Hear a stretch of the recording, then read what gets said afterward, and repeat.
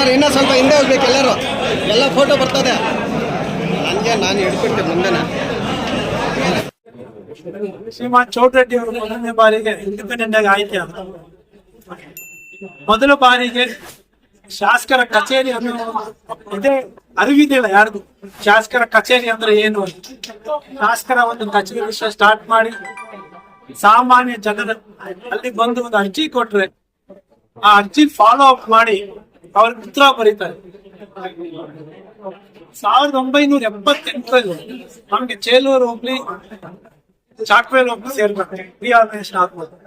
ಅದು ತುಂಬಾ ಅನುಕೂಲಿತ ಪ್ರದೇಶವಾಗಿತ್ತು, ಹಾಸ್ಪಿಟಲ್ ಸೌಕರ್ಯ ಇತ್ತು. ಆವಾಗ ನಮ್ಮ ತಂದೆಯವರು ಮೆಟಡೋರ್ ವ್ಯಾನ್ ತಗೊಂಡು ಅಲ್ಲಿಂದ ಪ್ರತಿ ವಾರ ಗ್ರಾಮಗಳಿಂದ ಪೇಷಂಟ್ಸ್ ಕರ್ಕೊಂಡು ಹೋಗಿ ಬೋರಿಂಗ್ ಹಾಸ್ಪಿಟಲ್, ವಿಕ್ಟೋರಿಯಾ ಹಾಸ್ಪಿಟಲ್ ಸೇರಿಸಿ ಅವ್ರಿಗೆ ಚಿಕಿತ್ಸೆ ಮಾಡ್ತಾ ಇದ್ರು. ಸಮಾಜ ಸೇವೆದಲ್ಲಿ ಕೂಡ ಸುಮಾರು ಒಂದು ಕಾರ್ಯ ಚೌಟರೆಡ್ಡಿ ಅವರು ಮಾಡಿದ್ರು. ಮಾರ್ಕೆಟ್, ಟೊಮೆಟೊ ಮಾರ್ಕೆಟ್ ಇಂಪ್ಲಿಮೆಂಟ್ ಆಗಲಿ, ಮತ್ತೆ APMC market, sericulture college, agriculture research centre, ಗುರುಗುರಲ್ಲಿ ರಿಸರ್ಚ್ ಸೆಂಟರ್ ಇದೆ. ಈಗಿನ ಕೋರ್ಟ್ ಬಿಲ್ಡಿಂಗ್ ಆಗಲಿ, ತಾಲೂಕು ಆಫೀಸ್ ಬಿಲ್ಡಿಂಗ್ ಆಗಲಿ, ಮತ್ತೆ ಕಾಲೇಜ್ ಇಂಪ್ರೂವ್ಮೆಂಟ್ ಆಗಲಿ, ಆಮೇಲೆ ಅಂಡರ್ಗ್ರೌಂಡ್ ಡ್ರೈನೇಜ್ ಸಿಸ್ಟಮ್ ದೇಶದಲ್ಲಿ, ರಾಜ್ಯದಲ್ಲೇ 79-80 ರಾಜಕೀಯ ಏರುಪೇರು ಆದಾಗ ನಿಮ್ಗೆ ಅಧಿಕಾರ ಬೇಕಾ ಇಲ್ಲ ಅಂದ್ರೆ ಏನು ಬೇಕು ಅಂದಾಗ ನನಗೆ ಅಧಿಕಾರ ಬೇಕಾಗಿಲ್ಲ, ನಮ್ಮ ಊರಿಗೆ ಅಂಡರ್ಗ್ರೌಂಡ್ ಡ್ರೈನೇಜ್ ಸ್ಯಾಂಕ್ಷನ್ ಮಾಡಿ ಅಂತ ಚೌಟರೆಡ್ಡಿ ಅವರು. ಹಾಗಾಗಿ 1983ನೇ ಇಸ್ವಿಯಲ್ಲಿ ಚಿಂತಾಮಣಿ ಅಂಡರ್ಗ್ರೌಂಡ್ ಡ್ರೈನೇಜ್ ಸಿಸ್ಟಮ್ ಆಗಿದ್ದಾರೆ. ತದನಂತರ ಪ್ರತಿ ವರ್ಷ ಚೌಟರೆಡ್ಡಿ ಅವರು ಇದ್ದಾಗ, ಸುಧಾಕರ್ ಅವರು ಇದ್ದಾಗ ಅಂಡರ್ಗ್ರೌಂಡ್ ಡ್ರೈನೇಜ್, ಯಾಕಂದ್ರೆ ಅಂಡರ್ಗ್ರೌಂಡ್ ಡ್ರೈನೇಜ್ ವ್ಯವಸ್ಥೆ ಎಷ್ಟು ಮುಖ್ಯ ಅಂತ ತಮ್ಮೆಲ್ಲರೂ ಗೊತ್ತಿದೆ. ಯಾಕಂದ್ರೆ ಯಾರದೇ ಒಬ್ರು ಆರೋಗ್ಯವಾಗಿ ಇರಬೇಕಾದ್ರೆ ಅಂಡರ್ಗ್ರೌಂಡ್ ಡ್ರೈನೇಜ್ ಸಿಸ್ಟಮ್ ಸರಿಯಾಗಿರ್ಬೇಕು, ಇಲ್ಲ ಅಂದ್ರೆ ಅದರಿಂದ ಎಷ್ಟೋ ಕಾಯಿಲೆಗಳು ಬರ್ತವೆ. ಕಳೆದ 10 ವರ್ಷಗಳಿಂದ ಅಂಡರ್ಗ್ರೌಂಡ್ ಡ್ರೈನೇಜ್ ಸಿಸ್ಟಮ್ ಇಂಪ್ರೂವ್ ಆಗಿಲ್ಲ.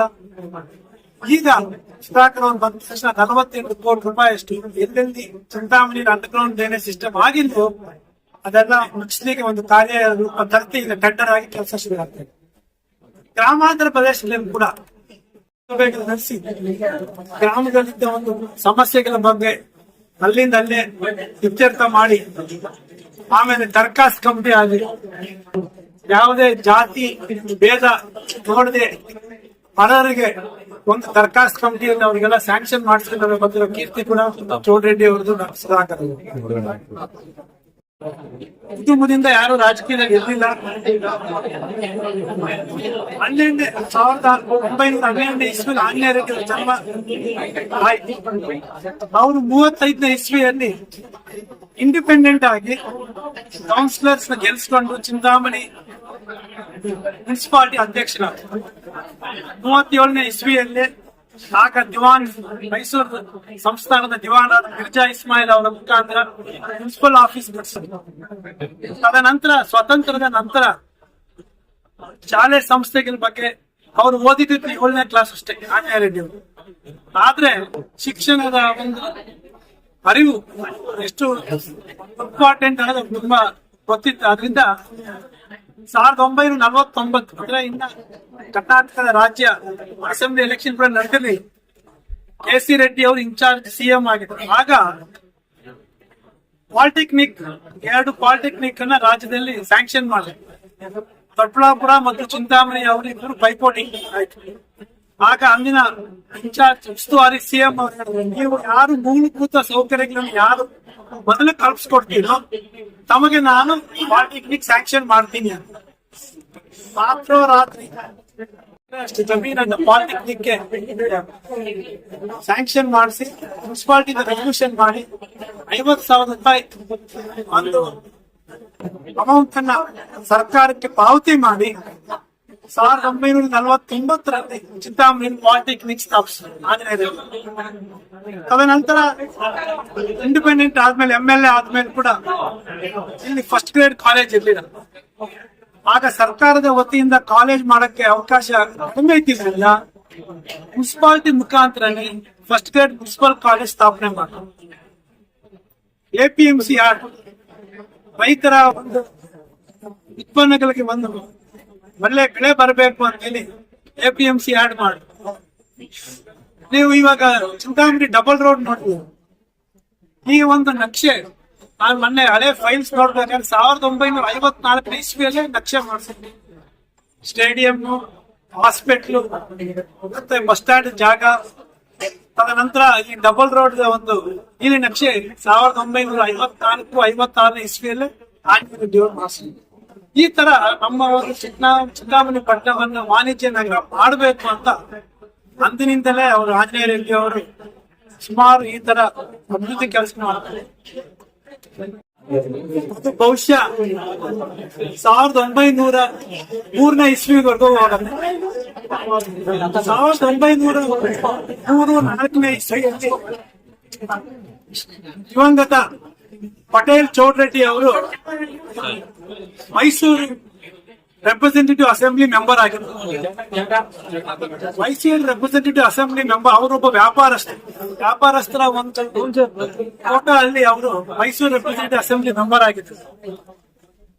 ಇವತ್ತಿಗೂ ಮೈಸೂರು ಗೆಜೆಟ್ ಅಲ್ಲಿ ಅವರು ಕೇಳಿರುವಂತ ಪ್ರಶ್ನೆಗಳು ಇವತ್ತಿಗೂ ಇದೆ. ನಾನು ಏನು ಮಾತಾಡ್ತಾ ಇದ್ರು ಕೂಡ ಎಲ್ಲ ಆಧಾರಗಳಿರುವಂತ ವಿಚಾರಕ್ಕೆ ಮಾತಾಡ್ತಾ ಇದ್ರು. 1904 ಇಸ್ವಿಯಲ್ಲಿ ಅವರು ಮೈಸೂರು ರೆಪ್ರೆಸೆಂಟೇಟಿವ್ ಅಸೆಂಬ್ಲಿಗೆ ಮಾತಾಡಿದಾಗ ಇಲ್ಲಿ ನಮ್ಮ ಕೆಣಂಪಲ್ಲಿ ಕೆರೆ ಚಿಂತಾಮಣಿಗೆ ಏನು ನೀರಿನ ಒಂದು ಸೌಲಭ್ಯ ಇದೆ, ಫಿಲ್ಟರ್ ಬೆಡ್, ಆಗ್ಲೇ ಅವ್ರ ಒಂದು ಕ್ವಶನ್ ಕೇಳಿ ಮೈಸೂರು ರೆಪ್ರೆಸೆಂಟೇಟಿವ್ ಅಸೆಂಬ್ಲಿಯಲ್ಲಿ ಆ ಒಂದು ಕೆರೆಯ ಅಭಿವೃದ್ಧಿಗೆ ಅನುದಾನ ಬೇಕು ಅಂತ ಕೇಳಿದ್ರು. ತದನಂತರ ಯಲಹಂಕ, ಚಿಕ್ಕಬಳ್ಳಾಪುರ, ಚಿಂತಾಮಣಿ ರೈಲು ಮಾರ್ಗದ ಬಗ್ಗೆ ಅವರು ಒಂದು ಕ್ವಶನ್ ಕೇಳಿದ್ರು.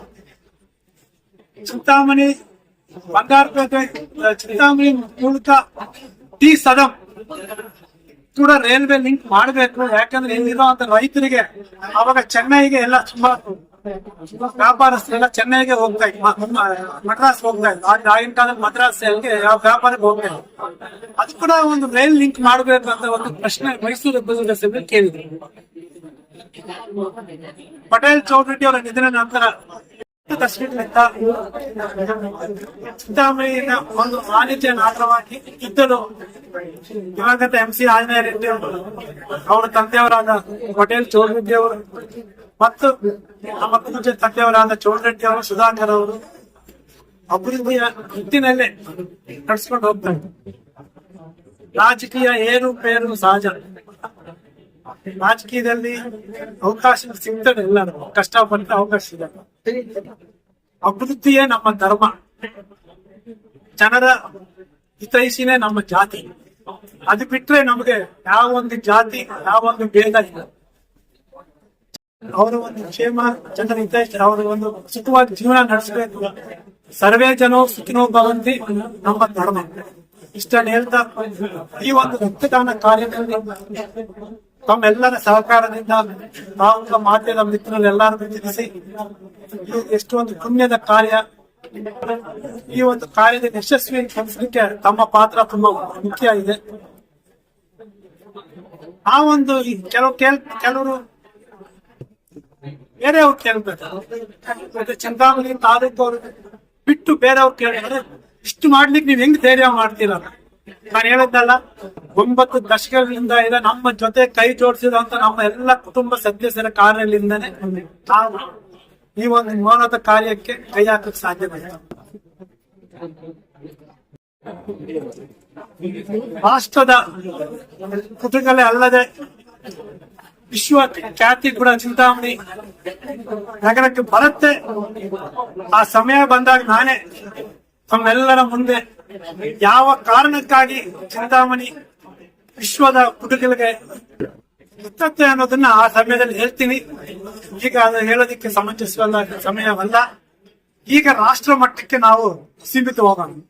ಸೊ ಈ ಒಂದು ರಕ್ತದಾನದಲ್ಲಿ ತಮ್ಮೆಲ್ಲರ ಸಹಕಾರ ಬೇಕು ಅಂತ ಮತ್ತೆ ತಮ್ಮನ್ನೆಲ್ಲರ ವಿನಂತಿಸುತ್ತಾ ಈ ಒಂದು ಕಾರ್ಯಕ್ರಮ ತಮ್ಮೆಲ್ಲ ಬಂದಿರೋದಕ್ಕೆ ವಂದಿಸುತ್ತಾ ನನ್ನ ಮಾತನ್ನು